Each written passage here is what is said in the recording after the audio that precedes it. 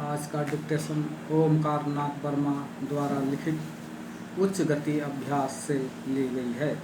Dictation का time शुरू होता है। अब स्टार्ट। एक बात मैं पहले भी सदन में कह चुका हूँ, उसे फिर दोहराता हूँ। सन 1960 में ब्रिटिश पार्लियामेंट में मिनिस्टरों के खिलाफ शिकायत आई तो उस वक्त के प्रधानमंत्री अर्ल ऑफ वेट होम ने कहा था कि अगर किसी मिनिस्टर के खिलाफ कोई शिकायत आती है, चाहे वह छोटी हो या बड़ी, हमारा फर्ज हो जाता है कि उसकी तहकीकात कराएं।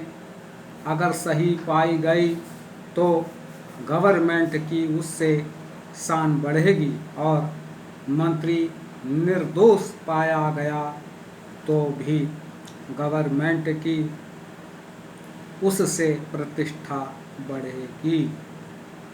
लोग कहेंगे कि गलत आरोप लगाए किसी विदेश के संवाददाता ने। इंदिरा जी से पूछा कि लोग आपके साथियों के खिलाफ भ्रष्टाचार के आरोप लगाते हैं तो उन्होंने कहा कि हमारा कोई मंत्री भ्रष्ट नहीं है। क्या इससे अधिक असत्य दुनिया में कोई और हो सकता है? हालत यह है, किसी जगह के लिए अगर आपके दो उम्मीदवार हैं, एक कम भ्रष्ट है और दूसरा अधिक, तो वह मुकाबले ईमानदार या कम भ्रष्ट के उसको लिया जाएगा। जो भ्रष्ट है या अधिक भ्रष्ट है तो वह मुकाबले, क्योंकि बहन जी जानती हैं कि वह 3-5 नहीं करेगा। हम कहते हैं कि आप क्यों नहीं कराते हैं। फिर आपको बेईमानी की एक और बात कहता हूँ, आप LN मिश्रा को शहीद बनाना चाहते हैं। क्यों? इसलिए कि आप लोग उनके और अपने पापों को छिपाना चाहते हैं। हमारी बहन गलती से भी कभी यही बात नहीं कहती, रोज ही गलत प्रोपेगेंडा करेगी।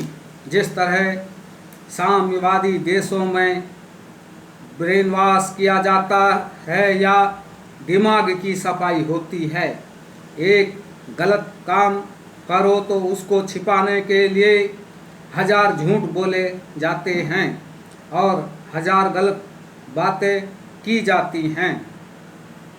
फिर आपने विरोध पक्ष पर आरोप लगाया है हिंसा करने का, तो वह कहाँ है? कहीं पर आज तक ईंट फेंकी गई हो तो वह बताएं। हिंसा साबित न कर सके तो अब आप कहते हैं हिंसा के लिए तैयार हो रही थी।